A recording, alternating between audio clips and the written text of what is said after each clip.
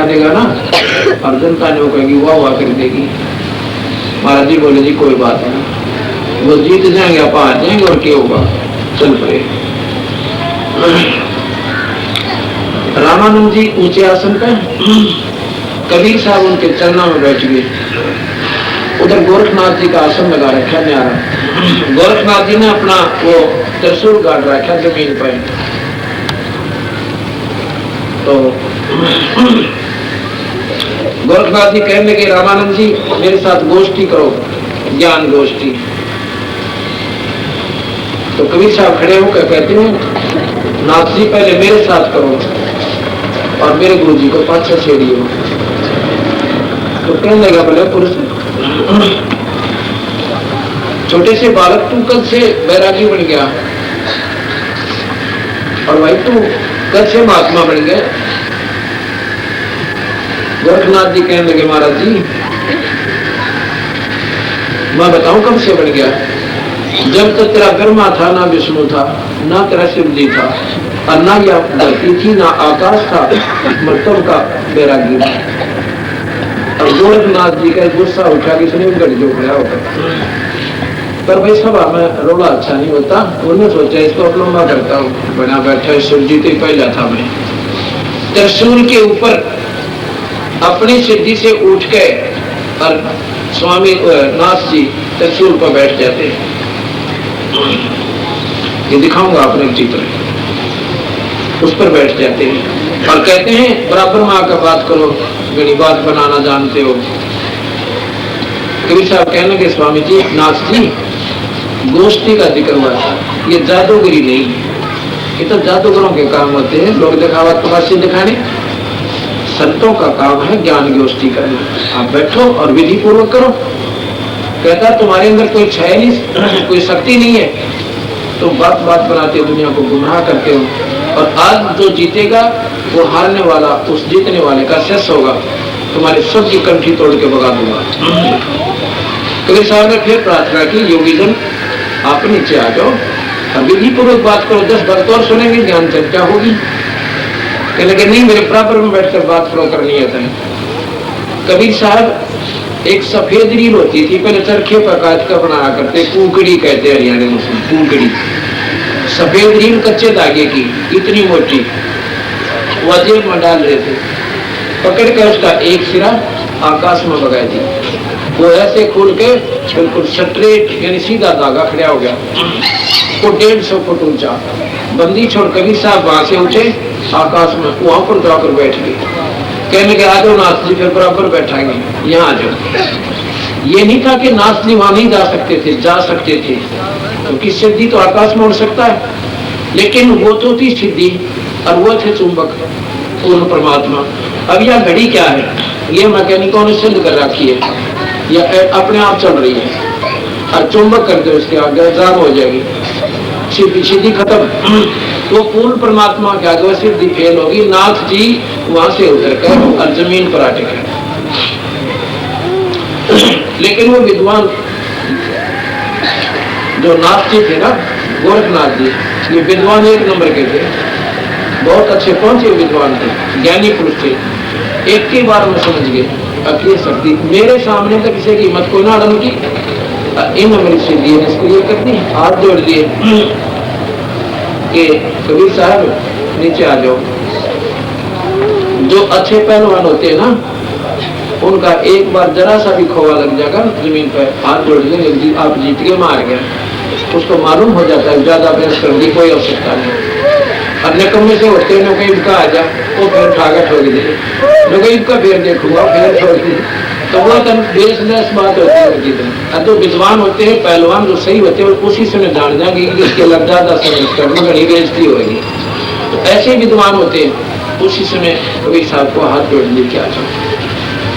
फिर न बोले महाराज जी, उनको समझाने लगे भाई गोरखनाथ सिद्धि में पूजा और टूने टामन हांडा पूजा, इन मुर्दे तक को जीवित कर देता था गोरखनाथ जी। कहते ये भी टूने टामन से जन्म मर नहीं बैठे तेरा नाथ जी, वो बीमारी कट्टर की मंत्र न्यारा से, वो सतनाम से, सार नाम से। नाथ जी कहने लगे जी एक बार एक परीक्षा आपकी ओर लूंगा और फिर मैं आपसे कुछ मंत्र पूछूंगा, आत्म कल्याण रूप। अब चलो भाई कि गंगा के किनारे चलो, चलो गंगा के किनारे जाके जो बोला जी मैं इस गंगा में प्रवेश करूंगा, गोरखनाथ जी बोले, और मुझे ढूंढ देना आप, मैं आपने संत मान लूंगा, संत मार होता। मछली बन गए गोरखनाथ जी। कबीर साहब ने पकड़ के वह मछली और गोरखनाथ बना दिया। गोरखनाथ जी कहने लगे कि फिर आप छुपो मत ढूंढो। कबीर साहब पानी में पानी बन गए। अब पानी एक सिद्धि 500 तक नीरम, एक सिद्धि जो बदल शरीरम, एक सिद्धि आकाश से उड़ जाई, एक सिद्धि कुछ जल पैर ना लाई, एक सिद्धि कुछ खावे ना पीवे, एक सिद्धि जो बहुजुग जीवे, एक सिद्धि तन हंस नहीं आ रहा, स्त्री शरीर न छोड़ के और बाहर घूमते रहते योगी तक। ये भी सिद्धियां, पर ये सिद्धि नरक में ले जाने की है, पार होने की कोई नहीं। कबीर साहब ने कहा हमारे मंत्र से, सतनाम और सार नाम से आप में 24 सिद्धि आ जाएंगी। अब हमने ना तो कोई साधना करी, ना कोई तपस्या करी, आपको 3000 प्रमाण बताता हूँ। किसी का हाथ भी लग गया ना, कई बीमारी कैसी हाथ लग के ठीक होगी। ये क्यों होगी भाई? क्या हमने तो नहीं तपे थे, केवल सतनाम और सार नाम की साधना कर रखी है, और कति काम करते करते करी, नौकरी करते करते करी। ये तो बाद में छोड़नी पड़ी मेरे को, क्योंकि ये साधन बना बढ़ गया, इसलिए नौकरी त्यागनी पड़ी ना। नौकरी मैंने भक्ति पाने के लिए, परमात्मा पाने की खातर नहीं छोड़ी, जीव उद्धार के लिए छोड़नी पड़ी। इसमें लिखा है कि शब्द महल में सिर्फ 24 साल, ये हंस ने छोड़ा 24 साल। 24 सिद्धि है हमारे समझ में, पर न्यों का बंदी छोड़ने से इनको नो सोच लिया, रत्नक माइंड ही पाई गया, सीधा नरक में जागा। नो सोच लिया हम कुछ नहीं कर सकते, हमारा उद्देश्य भी नहीं है ये करने का, हमने अपना जीवन मरण मिटाना से, वो हमारा मार्ग है। तो गोरखनाथ जी नहीं पाए, प्रार्थना की, आकाश से दिखाई, गए थे पानी में, आए आकाश को, हाथ जोड़ दिए। उसके बाद गोरखनाथ जी ने कबीर साहब से उपदेश लिया और जीवन मरण का पीछा जब छूटा। अब उन्होंने नाम ले लिया और भक्ति कर रहे हैं। अब गोरखनाथ के 3 जन्म और हो गए, उसके बाद सब लोग जाएंगे। गरीबदास जी ने लिखा अपने ग्रंथ साहब में कि गोरखनाथ दिल्ली का राज सतयुग में करेगा 1 लाख वर्ष तक। उसके बाद फिर कबीर साहब मिलेंगे उसको, फिर सतनाम सार नाम फिर देंगे और फिर सतलोक, तीसरे जन्म में सतलोक जाएगा। अब ये बातें अनजान और लोगों को इतने सोचेंगे, हकूमत तो के मारे हैं। नानक साहब के 3 जन्म बताए कबीर साहब ने। सतयुग में अम्बरीश राजा थे, यही गुरु नानक देव जिसको कहते हैं, और द्वापर में, त्रेता में जनक राजा थे ये, और दोनों बार में इतनी कठिन, इतने 1 नंबर के भगत थे भगवान विष्णु के, और तीसरी बार नानक जीवन का ये वही आत्मा। फिर इनको कबीर साहब मिलते हैं। अब ये बातें ऐसी लगेंगी जैसे अनजान साहब बातें बता रहे हैं, हमने कभी सुनी को ना। नानक साहब को कहाँ मिले थे कबीर साहब? जब बेई नदी के ऊपर नानक साहब बैठे हुए थे, नानक साहब को दिखाई दे और को दिखाई दे कोई ना थे। वहां पर भी ऐसी गोष्ठी हुई थी। कबीर साहब कहने लगे, नानक साहब कहने लगे कि आप जल में प्रवेश करो, मैं आपको ढूंढूंगा।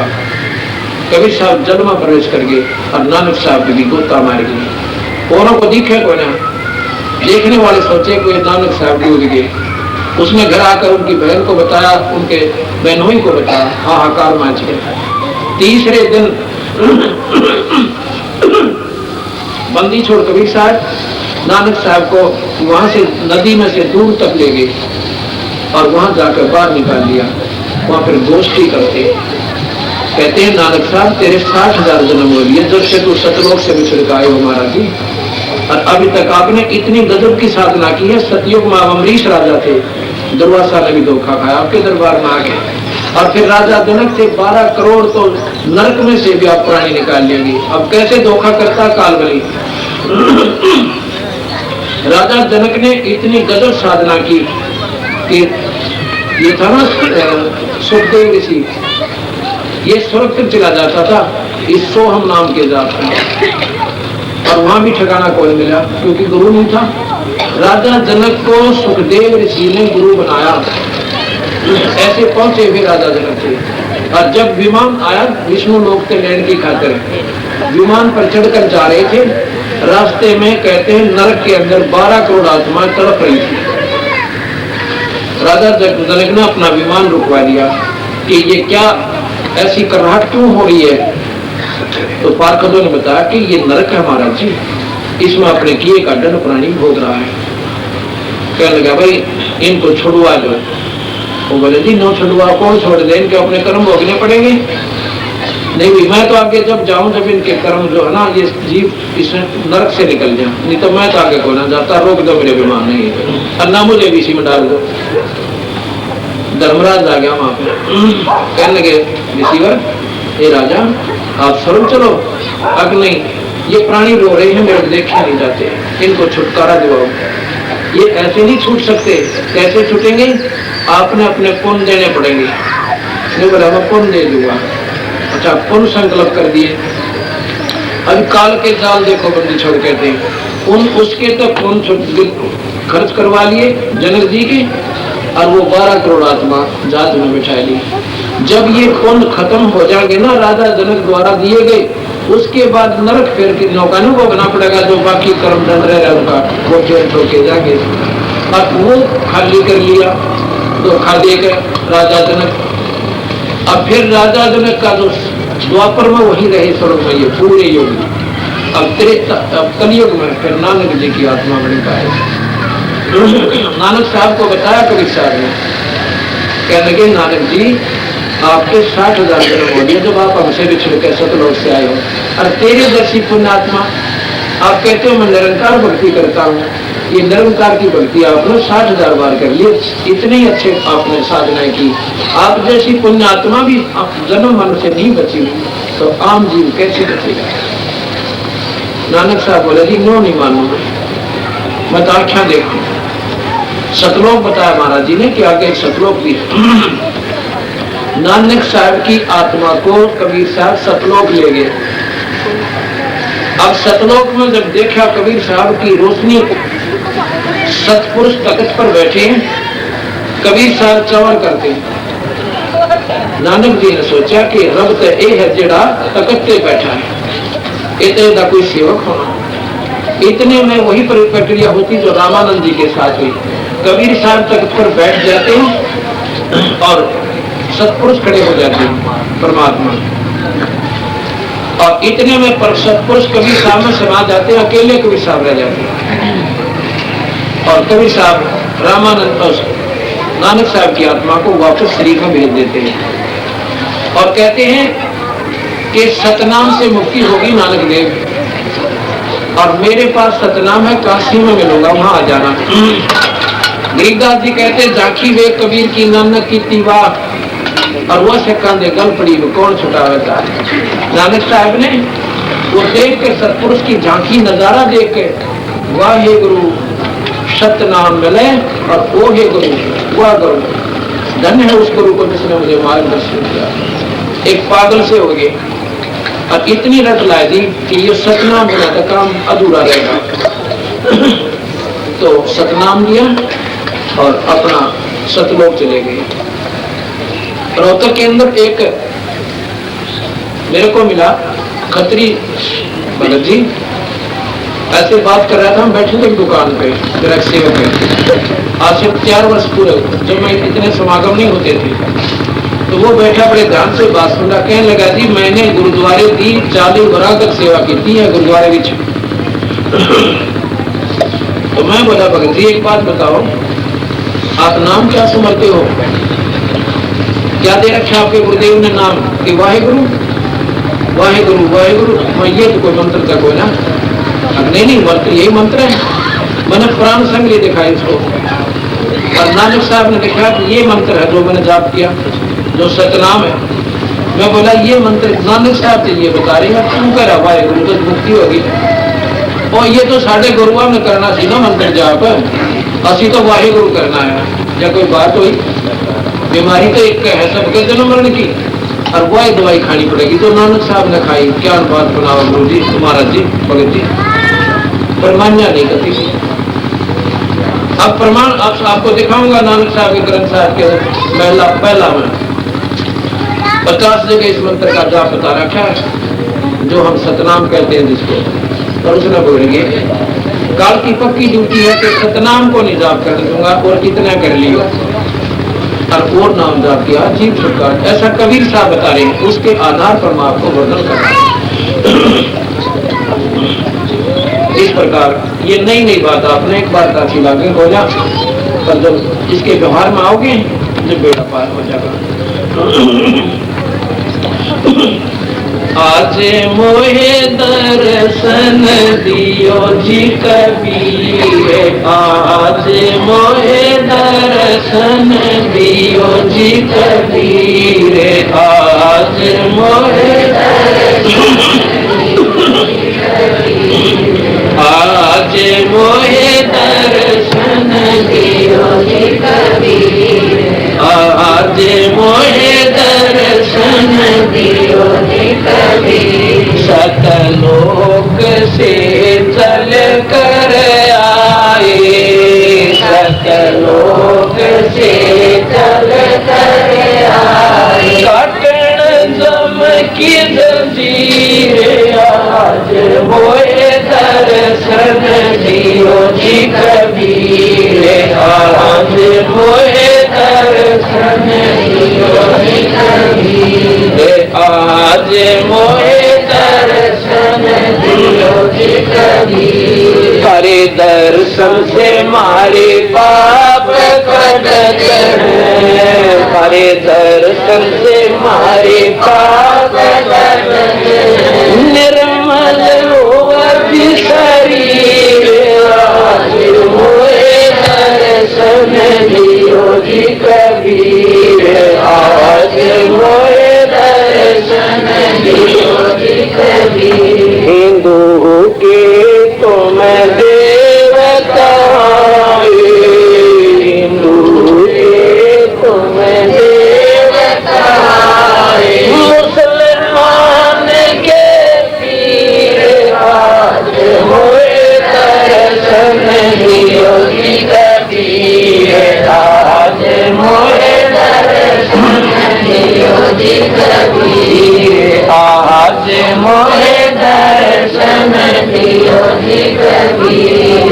दोनों दीन का झगड़ा छिड़ गया, दोनों दीन का झगड़ा छिड़ गया, तो ये ना पाए खरीद, आज मोहे दर्शन दियो जी कबीर, आज मोहे दर्शन दियो जी कबीर, आज मोहे दर्शन दियो जी कबीर। धर्मदास की अर्ज गुसाई, धर्मदास की अर्ज गुसाई, सेवा लंगाइयों पर ले तीर, आज मोहे दर्शन दियो जी कबीर, आज मोहे दर्शन दियो जी कबीर,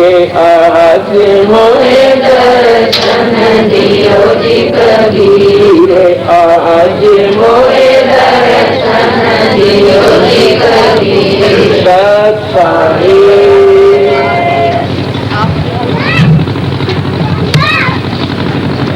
सत्साई सुनाएंगे आपको।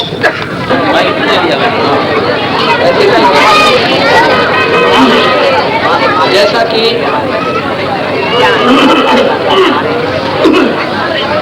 जानपुर सुने साहिब कबीर सागर से आपको वाणी सुनाता हूँ, ध्यान से सुने।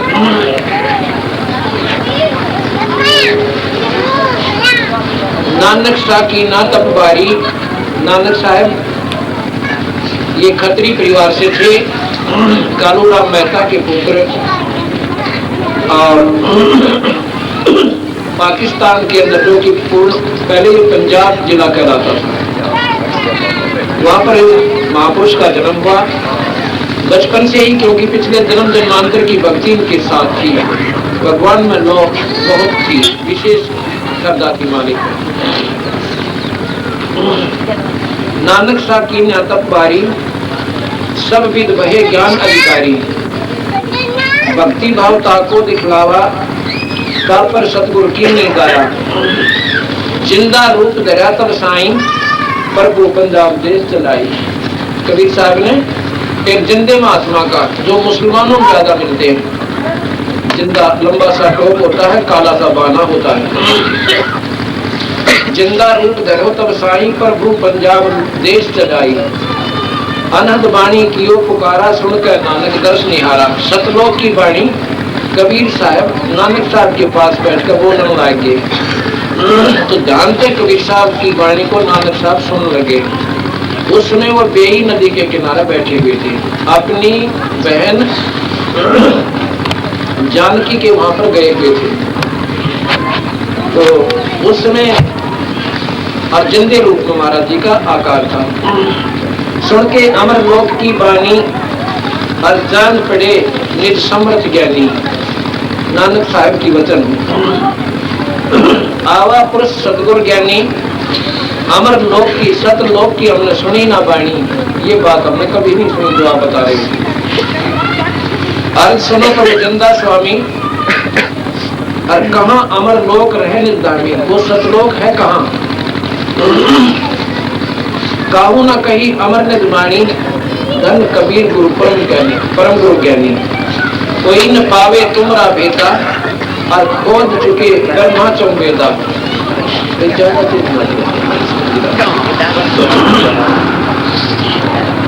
कबीर साहब की बोलते हैं, फिर वार्ता करते बताते हैं। जब नानक तुम बहुते तब कीना, जब नानक बहुते तब कीना, निरंकार बहुते दिल चीना। निरंकार से एक पुरुष निहारा, अदर अमर दीप तक सारा। इस निरंकार शक्ति से, निरंजन से एक और परमात्मा है जो इनसे भिन्न है। पुरुष बिछो भयो तब जब से, और काल कठिन मत रोको तब से।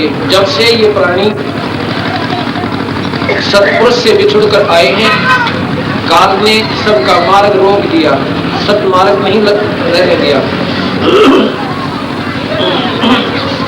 पुरुष बिछो भयो तब जब से, काल कठिन मग रोक्यो तब से। इत तो सरस भक्ति ना हुई, क्योंकि परम पुरुष ना बैठा कोई। जब ते हमसे बिछड़े भाई, और 60,000 जन्म तुम पाई। जब से तुम सतलोक से आए हो नानक जी, तुम्हारे 60,000 जन्म हो गए। कई भाई लोग कहते हैं कि नानक साहब का कोई गुरु नहीं था, उनको स्वयं भगवान मिले थे, कि परमात्मा के दर्शन हुए थे। यही हम कह रहे, कबीर साहब भगवान थे, ये पूर्ण परमात्मा थे, और इन्हीं का ही दर्शन नानक साहब ने गुरु रूप में भी और परमात्मा रूप में किया। अब सारे पहला मोहल्ला पढ़ कर देखो, सतगुरु प्रसादे, सतगुरु प्रसादे यानी सतगुरु की कृपा से मैंने मुक्ति पाई, ये रास्ता पाया। अर्थात गुरु मिला तो सतगुरु कहा उन्होंने, वैसे सतगुरु कैसे कह दिया जाए।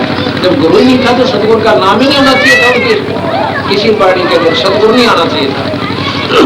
सांस सांस में, और सतगुरु के बिना भाई मुक्ति नहीं जी, बार बार लिख रखा है।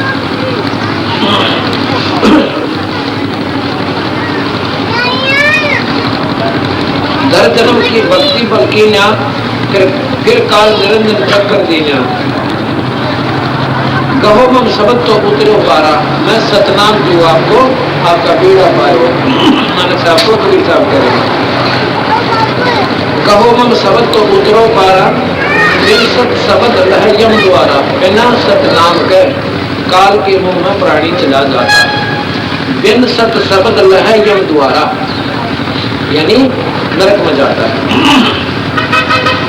तुम बड़ भगत भवसागर आवा, और जीव की कौन चलावा। जब आप जैसे महापुरुष इतनी तगड़ी भक्ति करने वाले भी दोबारा चक्कर काट रहे हो, तो आप जीव छोटी सी साधना से कैसे मुक्त हो सकता है।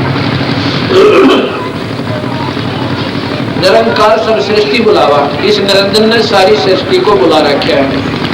और तुम करी भक्ति तो लौट क्यों आया। अगर आप मान लो पहले भक्ति की थी, सतपुरुष की मुक्ति की, तो आप फिर वापिस क्यों आ गए नानक साहब। सतयुग में आप अमरीश राजा थे, त्रेता में राजा जनक थे आप, और अब नानक जी आएंगे। सतयुग जैसा माहौल तो कलयुग में कदे भी ना बने। जो भक्ति आप सतयुग में करके कलयुग में नहीं कर सकते उस निरंकार की जिसकी आप पहले कर चुके।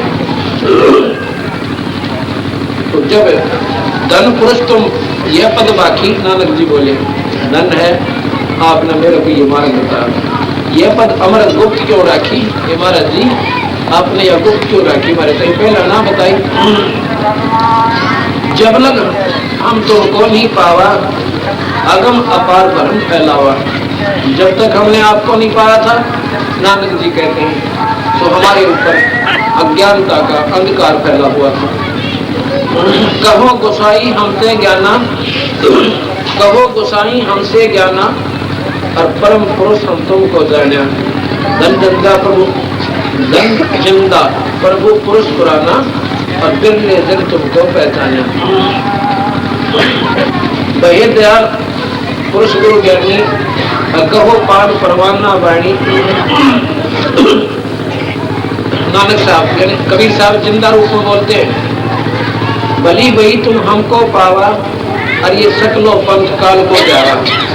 कि जितने भी संत, जितने भी मार्ग हैं पंथों के, संतों के, कहते हैं निरंजन तक की साधना करेंगे, इनसे ऊपर की नहीं है। चाहे वो वेदों के आधार पे और चाहे गीता जी के आधार पे और चाहे अन्य शास्त्रों के आधार पर, चाहे योग विधि से।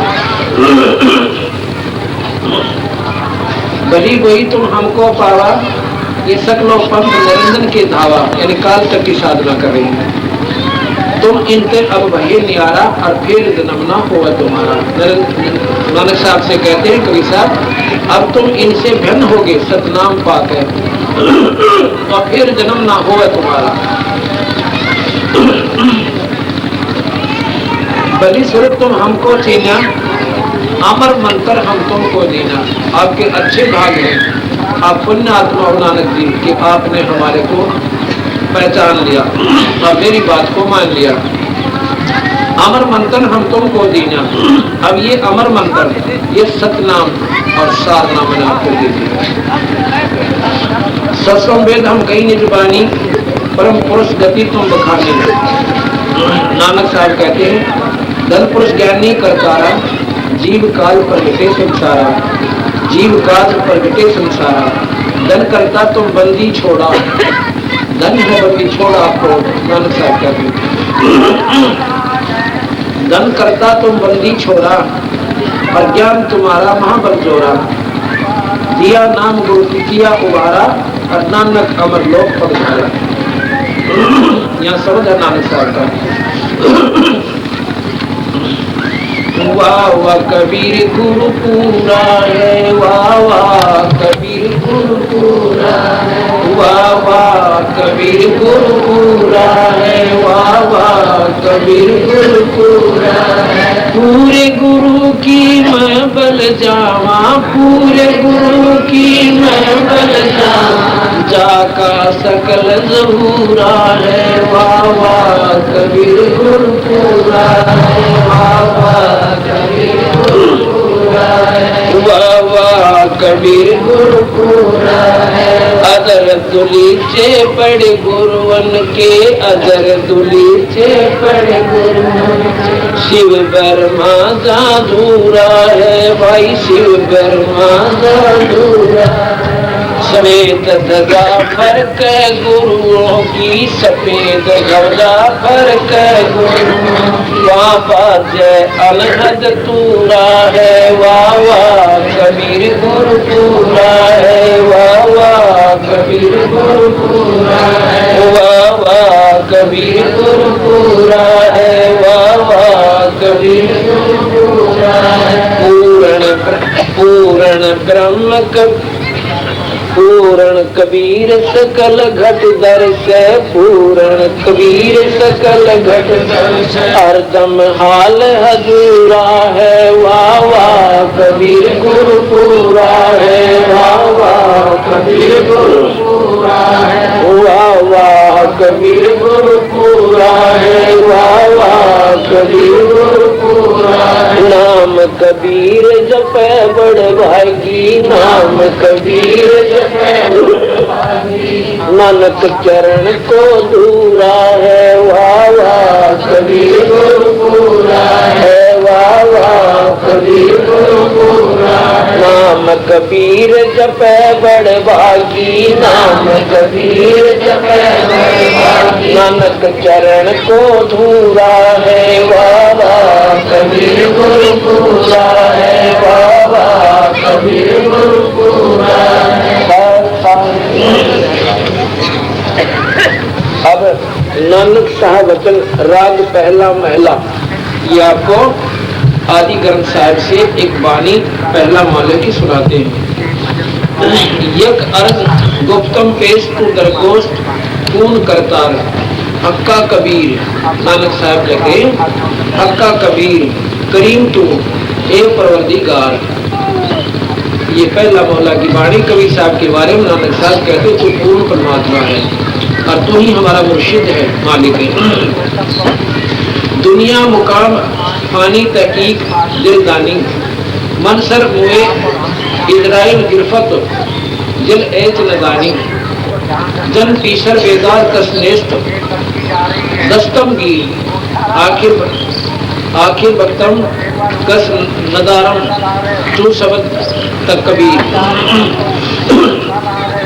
सबो रोज दस्तम दर हवा करदम कर देन बड़ी बदी ख्याल, गाहिर ने नेकी कार कर दई चुनी अवाल, बद बखत हम तो बखील गाफिल बेदर्द बेनजर बेकाब, नानक गयोद जो तेरो, नानक गयो बगोयद, नानक बगोयद जो जी तेरो और तेरा चाकरा पाखाक। कबीर साहब को नानक साहब पहले महले में ये कह रहे हैं कि मैं आपका सेवक हूँ, आप मेरे मालिक हो यानी गुरु हो और आप ही परवरदिगार हो, हक्का कबीर हो। ये पहले महले की बात है अपने आप। एक समय की बात है, दिल्ली के अंदर नक्काशी के अंदर नादान साधकों ने, नादान लोगों ने लोगों को गुमराह कर रखा था। कहते थे कि जो काशी में शरीर त्यागता है वो स्वर्ग जाता है और जो मगर में मरता है वो गधा बनता है, नरक में जाता है। कबीर साहब कहते थे पुण्य कर्म करने वाला प्राणी परमात्मा का साधक चाहे काशी में मरो और चाहे मगर मरो वो स्वर्ग ही जाएगा, यानी अपने इष्ट के पास ही जाएगा जो जिसकी साधना करता है। और भाई जो परमात्मा का भजन नहीं करते और बुरे काम करें वो कहीं शरीर छोड़ दियो, गधे की दुनिया में जाएंगे। ये धरती के ऊपर भूमि भरोसा नहीं रहना चाहिए, लेकिन उन नादान लोगों ने क्या कर रखा था, क्योंकि बड़ी बड़ी आत्मा थी, ज्ञान था कोई ना, और एक जाति विशेष से दूसरा कोई ज्ञान प्राप्त नहीं कर सकता था। इतना अन्याय समझ लो, इसको हम कह सकते हैं। एक बार कड़ौली गांव है दिल्ली के पास, हरियाणा में, दिल्ली के साथ लागता, पाई कड़ौली बोलते। वह एक जाट घर का लड़का, जमींदार का, निश्चल दास, और उसके मन में आ गई कि मैं शास्त्रों का ज्ञान प्राप्त करूं। नकली ब्राह्मण बनकर और काशी में विद्यापीठ में दाखिला ले लिया। इतना प्रकांड पर विद्वान हो गया कि 1 नंबर पाव है और अपनी विद्या प्राप्त पूरी कर ली। वहाँ का जो आचार्य था, प्रधान पंडित, जो मुख्य वहाँ का प्रबंधक था, उसकी लड़की जवान हो गई थी, ब्याह करने जोगी। लड़की भी बड़ी विद्वान थी। उसने प्राचार्य ने सोचा इससे होनहार बालक नहीं मिलेगा, इतना विद्वान बच्चा, इससे शादी कर देते। वो तो विद्या पूरी करके चलने लगा, उसको बुलाकर कहता है वो प्राचार्य, प्राध्यापक यानी मुख्य अध्यापक, वहाँ का प्रिंसिपल, क्यों भाई निश्चल दास चल पड़ा तुम?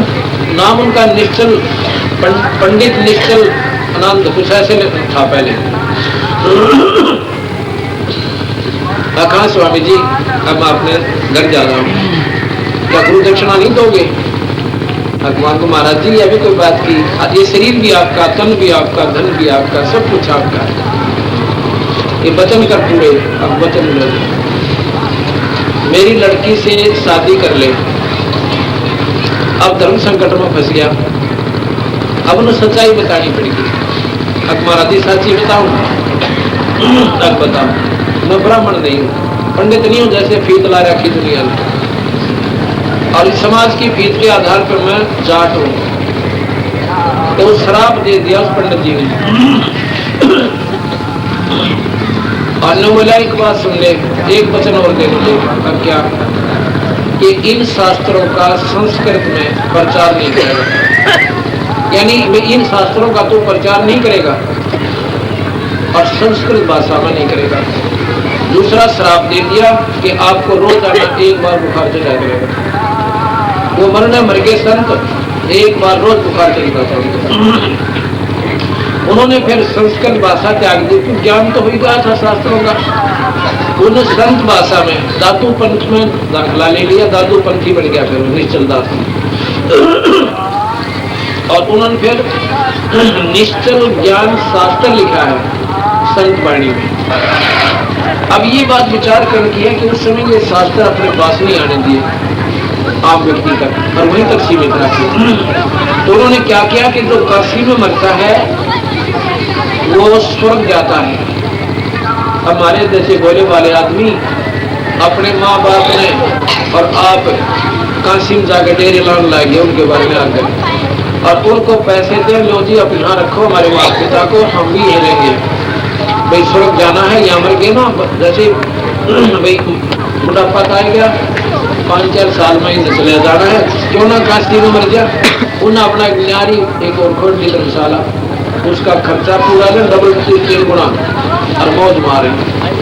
उन्हें सोची अगर देश इकट्ठा होने लग गया, ये इतना रखेंगे कहाँ पे। ये चाल चली, एक करोत बना लिया गंगा के किनारे, आदमियों के काटने खाते।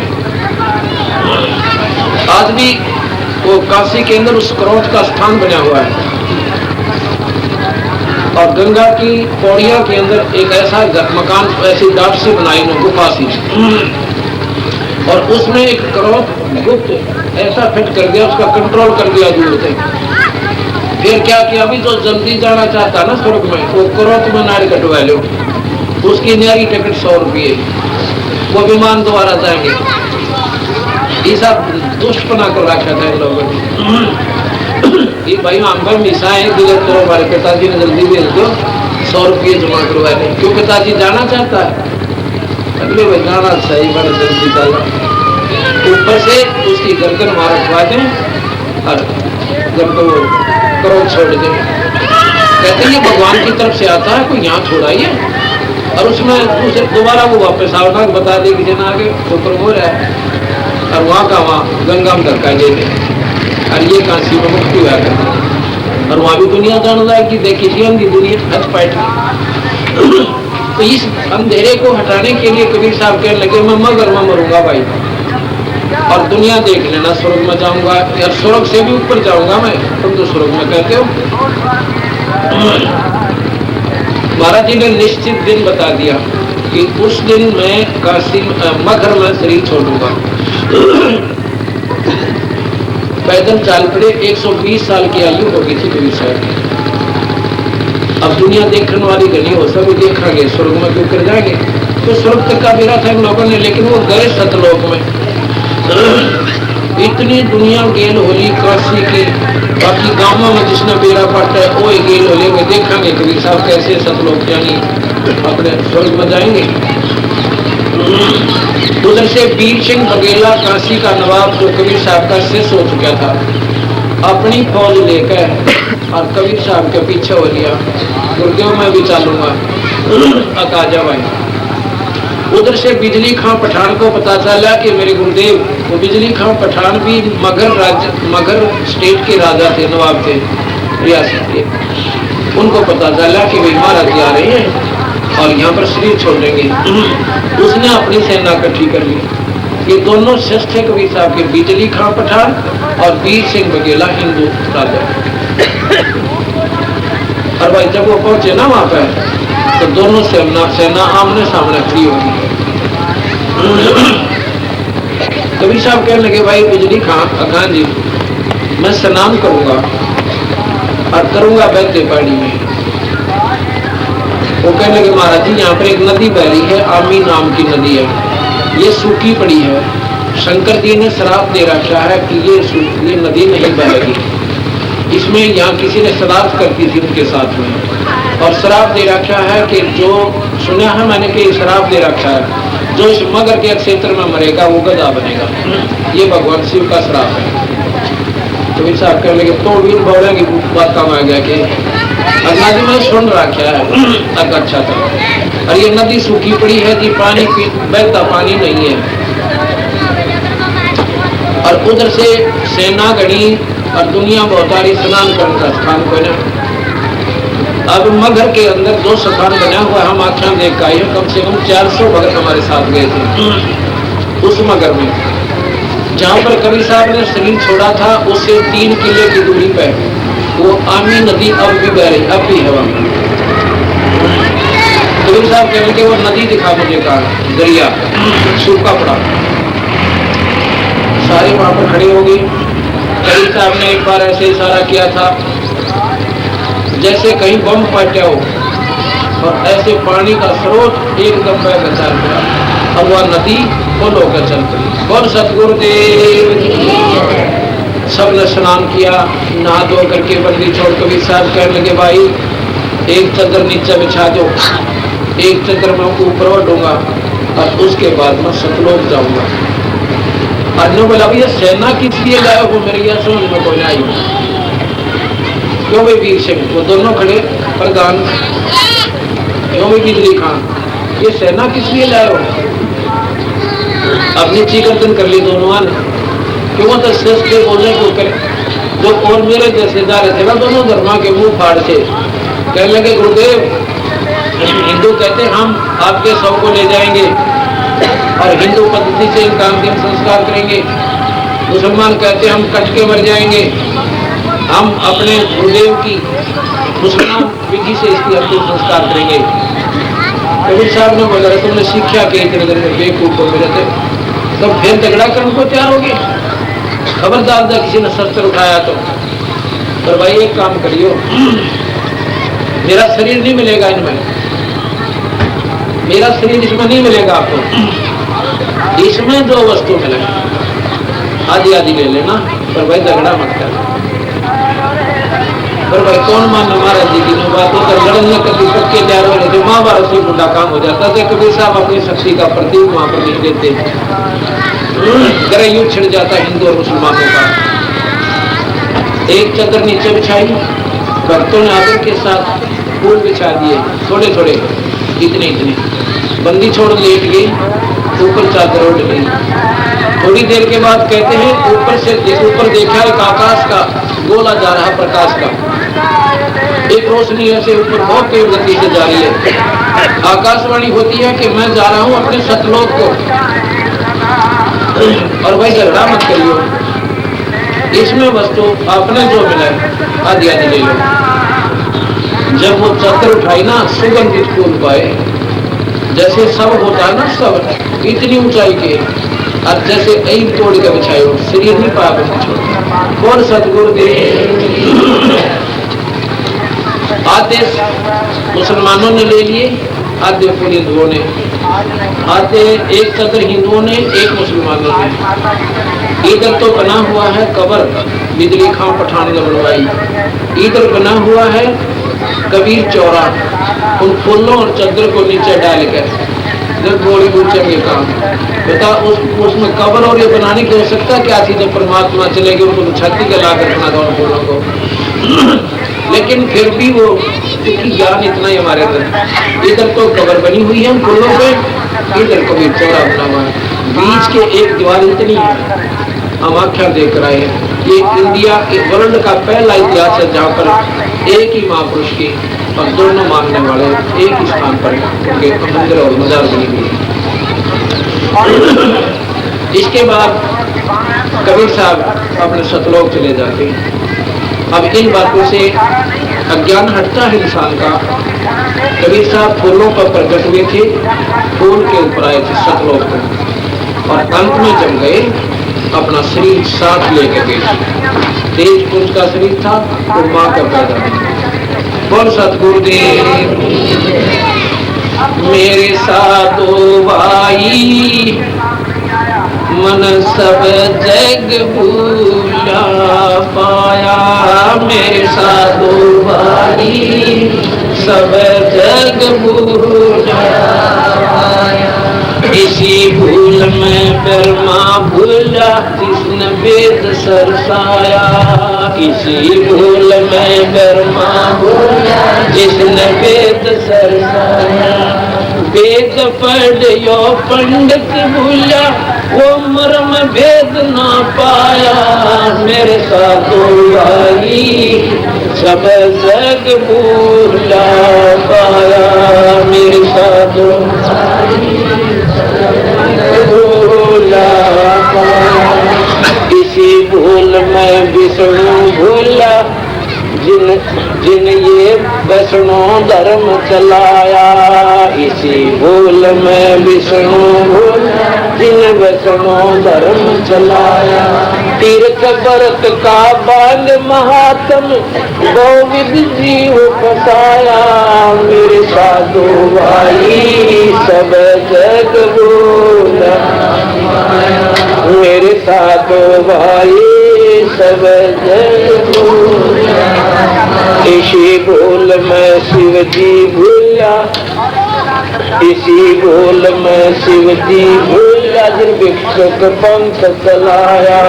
इसी भूल में शिव जी भूला जिन भिक्षुक पंथ चलाया। सिर पे जटा हाथ में खप्पर घर घर अलग जगाया मेरे साधु भाई सब जग भूला मेरे साधु भाई सब जग भूला मेरे साधु भाई सब जग भूला। इसी भूल में भूले मछंदर जिन सिंगल दीप बसाया। इसी भूल में भूले मछंदर जिन सिंगल दीप बसाया। विषय वासना के बस होकर अपना योग नसाया मेरे साधु भाई सब जग भूला पाया मेरे साधु भाई सब जग भूला भाई। किसी भूल में मोमन भूला जिन न्याय मजहब बनाया। इसी भूल में मोमन भूला जिन न्याय मजहब बनाया। पर करिया संग खरा भरम का लिंग और मुख कटाया मेरे साधु भाई सब जग भूला पाया मेरे साधु भाई सब जग भूला पाया। कबीर सुनो भाई साधो इस भूल का भेद न पाया। कबीर सुनो भाई साधो इस भूल का भेद न पाया। जिसने पाया भेद भूल का फिर गर्भवास नहीं आया मेरे साधु भाई भूला पाया मेरे साधु भाई मेरे साधु भाई।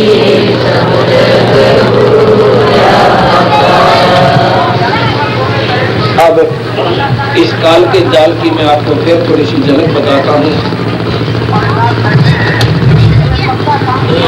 एक बहन मेरे पास आई,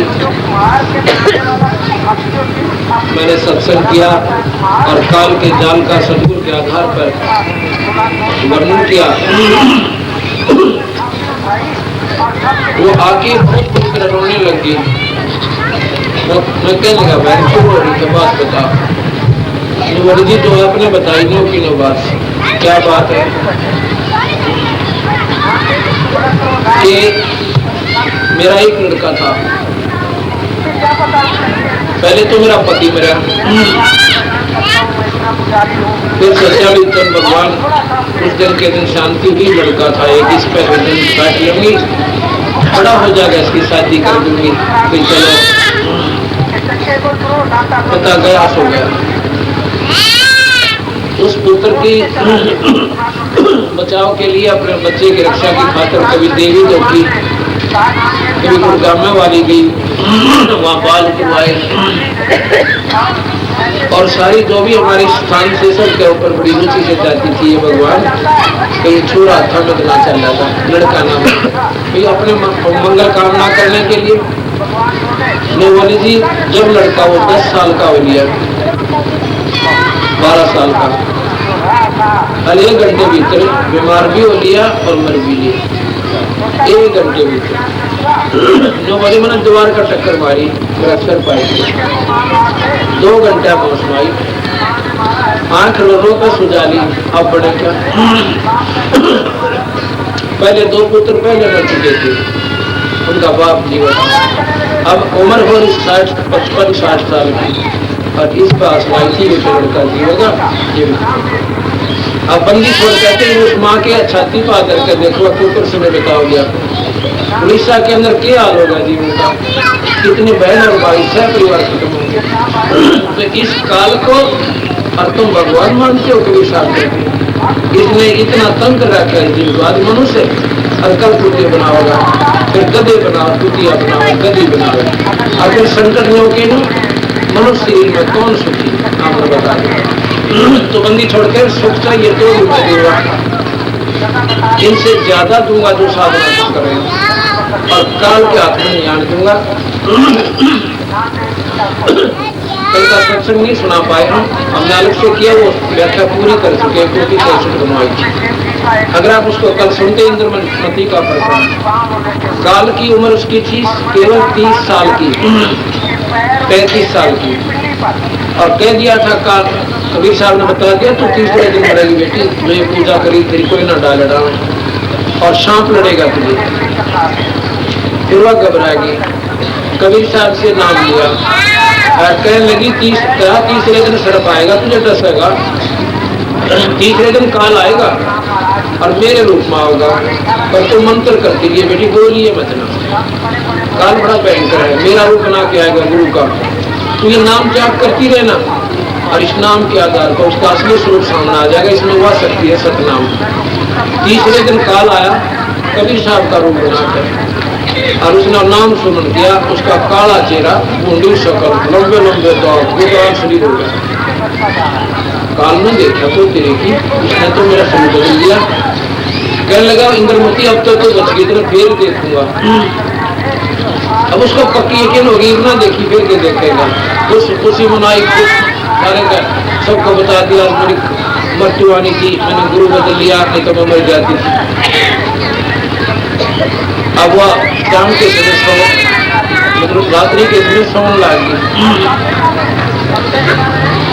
सोने लगी तो सर्प का रूप बनाकर काढ़ना टंग मार दिया, और एकदम इंद्रमती चिल्ला कर रोई, रोके मारे कि सर्प डसिया तो सर्प डसिया। इतने में सब राजा आगे, मंत्रीगण सारे इकट्ठे हो गए, और सर्प ऐसे मोरी में से निकलता हुआ दिखा, बाहर के जाकर ढूंढा कुछ ना पाया, और वो बेहोश हो गई। इतने में कबीर साहब प्रकट हो गई, उसका देह कार्य जीवित करी और फिर चलना में कर दी, महाराज जी बुलाओ, आपने मेरे को मेरा जीवन दान दे दिया। कहने लगा बेटी इस काल को मैं नहीं आने देता, लेकिन तेरा बेटा ना बनाओ, तेरा विश्वास भी हो, न सोचो हमारा क्यों बका के, मेरी तो उम्र बड़ी बड़ी थी, तेरी उम्र खत्म की आज, और एक मैं चाहूंगा इतना जीवे के काल तेरे ऊपर नहीं आ सकता। गरीबदास महाराज कहते हैं धर्मराय दरबार में दी कभी कलाप, मेरे भूले चूके हंस को तुम छेड़िए मत कजा। धर्मराज के पास जो काल का लेखा जोखा रखता है, उसके पास जाके कबीर साहब ने कहा कि गरीबदास जी की आत्मा को साथ ले जाकर, जैसे एसपी आता है थाने में और थानेदार कुर्सी छोड़ के खड़ा हो जाता है एसपी के सामने, और उस पर डांट मारता, खबरदार इस व्यक्ति किसी व्यक्ति को ऐसे कह दिया और वो क्या करना जी कभी नहीं, जैसे आप कहो कैसे। तो जो धर्मराज के पास जहाँ पर ब्रह्मा जा सकता है ना विष्णु जा सकता, सबकी पिंडी का अपन, वहाँ कबीर साहब ने कहा था कि धर्मराय दरबार में दी कबीर तलाक, मेरे भूले चूके हंस को तो पकड़िए मत जा। बोले पुरुष कबीर से और धर्मराज कर जोड़, तेरे हंस ने छोड़ो को ना, मैंने 2 ही लाख कर आपके हंस को मैं नहीं छेड़ूंगा महाराज, पर एक बात बताओ, आपकी सन में जब ये आते हैं उससे पहले दिन मेरे पाप कर रखे हैं, वो तो भोग दूंगा महाराज इनको। कर्म ब्रह्म ब्रह्मंड के मैं पल में कर हूँ देश, और जिन हमारी दो ही दी सो करो हमारा पेश। जिन मेरा नाम ले रखा मेरे पास ले आना, लेखा जो कभी मत कर देना, एक खबरदार। तो धर्मराज हाथ जोड़ कर कहता है जैसे आप मालिक। जब गरीबदास ने ग्रंथ साहब खोल कर लिखा कि हम देखा सो साच है और सकल पर पंच, तो इसलिए भाई बंदी छोड़ के सनमा कर बेड़ा पार होगा। भला मान चाहे बुरा माने, ओछी चली चालत में, सतपुरुष बुला दिया आप जना लिया, कुछ ना सोची कातन। भला मान चाहे बुरा माने, ओछी चली चालत में, सतपुरुष बुला दिया आप जना लिया, कुछ ना सोची कातन। वेद पुराण पुराण बना के अधूरा कर दिया ज्ञान तने, सूक्ष्म वेद का वेद छुपा के ये गलती करी महान। वेद कते निराकार बतावे, साकार कहे पुराण तने, अपनी महिमा आप गाई ये जीव कहे भगवान तने। वेद कते निराकार बतावे, साकार कहे पुराण तने, अपनी महिमा आप गाई ये जीव कहे भगवान। तपस्या पे भून के खावे, जीव करे गण काल तने, सतपुरुष बुला दिया आप जना लिया, कुछ ना सोची काल। भला मान चाहे बुरा मान, एक ओछी चली चालत ने, सतपुरुष बुला दिया आप जना लिया, कुछ ना सोची। ऋषि मुनि सब करे तपस्या, हे भगवान हमें मोक्ष दिए, तप करवा के राज दे दिया, 184 मठों के दिए। ऋषि मुनि सब करे तपस्या, हे भगवान हमें मोक्ष दिए, तप करवा के राज दे दिया, पर 84 मठों के दिए। 5 तत्व की कैद बना के इसके अंदर रोक दिए, मोह ममता की बेड़ी लाके जड़ कर्म गड़े में तो 5 तत्व की कैद बना के इसके अंदर रोक दिए, मोह ममता की बेड़ी लाके जड़ कर्म गड़े में तो। काम क्रोध अहंकार लोभ का ये खूब बना दिया दालत ने, सतपुरुष बुला दिया आप जना लिया, कुछ ना सोची काल। भला मान चाहे बुरा मान, एक ओछी चली चालत ने, सतपुरुष बुला दिया आप जना, कुछ ना सोची।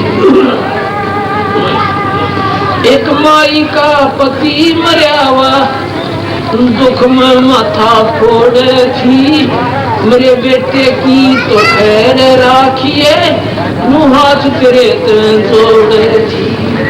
एक माई का पति मर्यावा, दुख में माथा फोड़े थी, मेरे बेटे की तो खैर राखिए, हाथ तेरे जोड़े।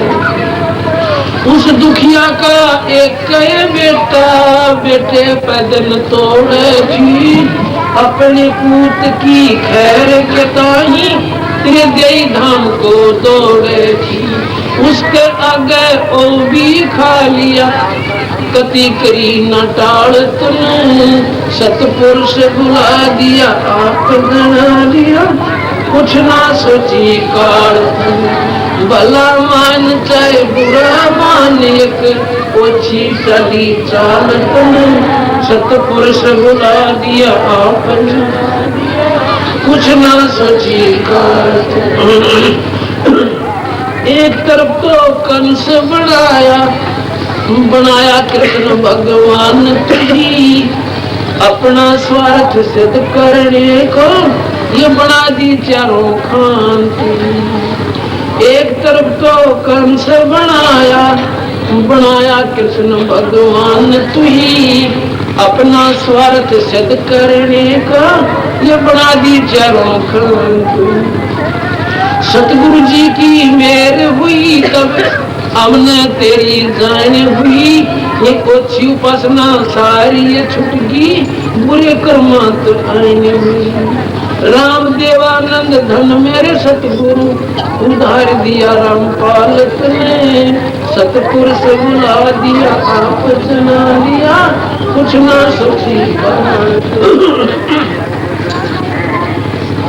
क्यों बोली घर अपना, ये ना देश तुम्हारे, फिर पाछे पछतावगी, कर ले सोच विचार। संख असंख्या कोश है तेरे पिया का देश, एक पलक में पाइए ले सतगुरु उपदेश। बिन सतगुरु पावे नहीं घर अपने की राय, सबता शरण लाग के सुरत शब्द समान। संत सलैली गैल गगन मंडल के मान, बिना प्रेम पावे नहीं चाहे क्रोध समाधिला। नित्यानंद लोला के चढ़ो महल मंजारी, बोल न भव जल आइयो ये स्वप्न संसार। बोले सुहागण सुरता प्यारे मालिक घर जाना, ये तू तो बोले सुहागण सुरता प्यारे मालिक घर जाना, सहे तेरा सुन शिखर बरतार मालिक घर जाना, सहे तेरा सुन शिखर बरतार मालिक घर जाना। नाले धोले ओढ़ पैर लेकर सोड़ा श्रृंगार, नाले धोले ओढ़ पैर लेकर सोड़ा श्रृंगार। आज नहीं तय तड़के परसों आएंगे तेरे लड़ियार मालिक घर जाना, सहे तू तो बोले सुहागण सुरता प्यारे मालिक घर जाना, सहे तेरा सुन शिखर बरतार मालिक घर जाना, तेरे साथ किए कितनी जाली तो क्यों लारी वार, तेरे साथ किए कितनी जाली तो क्यों लारी वार। गुड़िया खेलत अमर गवा दी लाया है नहीं बेचार मालिक घर जाना, सहे तेरो बोले सुहागण सुरता प्यारे मालिक घर जाना, सहे तेरा सुन शिखर बरतार मालिक घर जाना। सतगुरु मारे बाणियां है करते बन जगवार, सतगुरु मारे बाणियां है करते बन जगवार। बिन डांडी बिन पालड़े है तोले दिया संसार मालिक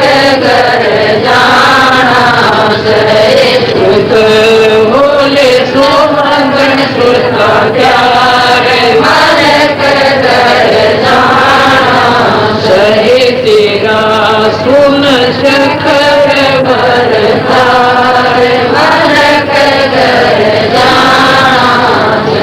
सुन शेखर में सेज पिया की हंसी हंस कर ले प्यार सुन शेखर में सेज पिया की हंसी हंस कर ले प्यार कहे कबीर सुनो मेरी सजनी लूटो न अदब बहार मालिक कर जाना सहे तेरो बोले सोहागन सुनता प्यार मालिक कर जाना सहे तेरा सुन शेखर बरतार मालिक कर जाना।